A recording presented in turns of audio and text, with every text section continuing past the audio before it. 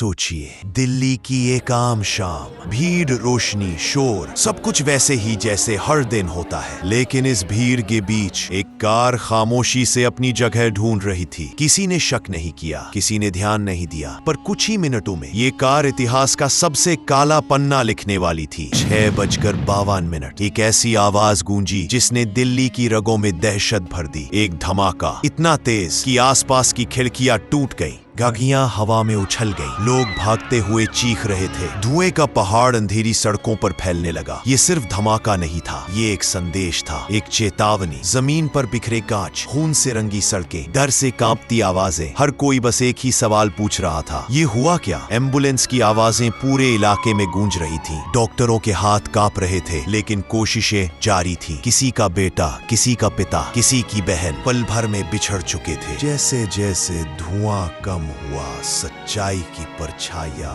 गहरी होती गई। सीसीटीवी फुटेज की एक धुंधली क्लिप, एक सफेद कार 3 घंटे तक वहीं खड़ी रही, धीरे धीरे आगे बढ़ी और कुछ ही मिनटों में सब खत्म। फोरेंसिक टीम ने गाड़ी की राख से खामोश सबूत निकाले, विस्फोटक, वायर, जले हुए टुकड़े। ये प्लान था, सोच समझ कर किया गया प्लान। धमाके का असर सिर्फ सड़कों तक सीमित नहीं रहा। दिल्ली की रफ्तार जो कभी रुकती नहीं, आज थम गई थी। मेट्रो स्टेशन बंद, बाजार खाली, चांदनी चौक की वो हलचल आज खामोश थी। लोगों के दिलों में बस एक ही डर, क्या ये शुरुआत है या आखिरी नहीं? सरकार हरकत में आई, उच्च स्तरीय मीटिंग्स, सुरक्षा बढ़ा दी गई और जांच का जिम्मा सौंपा गया उन एजेंसियों को जो देश की सबसे गहरी परछाइयों में झांकती हैं। हर मीडिया चैनल पर बस एक ही खबर, दिल्ली में हमला, दिल्ली में आतंक की वापसी। लोग अपने घरों के दरवाजे लॉक कर रहे थे। जांच आगे बढ़ी और हर नया सुराग एक नए खतरे की तरफ इशारा करता गया। किसने ये किया? क्यों किया? क्या ये किसी अकेले व्यक्ति की साजिश थी या किसी बड़े नेटवर्क की शुरुआत? हर जवाब एक नए सवाल को जन्म दे रहा था। लेकिन इन सबके बीच सबसे भारी बोझ उन परिवारों पर था जो अपने अपनों को खो चुके थे। उनकी आंखों में एक ही सवाल था, क्या हमें इंसाफ मिलेगा? एक छोटी बच्ची अपनी माँ की तस्वीर थामे खड़ी थी। एक बुजुर्ग अपने बेटे के जूतों को पकड़े। जिंदगी कई घरों की उस एक धमाके में बिखर चुकी थी। ये धमाका सिर्फ दिल्ली का नहीं था, ये पूरी देश की सुरक्षा को चुनौती देने वाला पल था। और अगर हम इन सवालों को नजरअंदाज कर देंगे तो ये सिर्फ समय की बात होगी जब इतिहास खुद को दोहराएगा। हाँ, तो ये था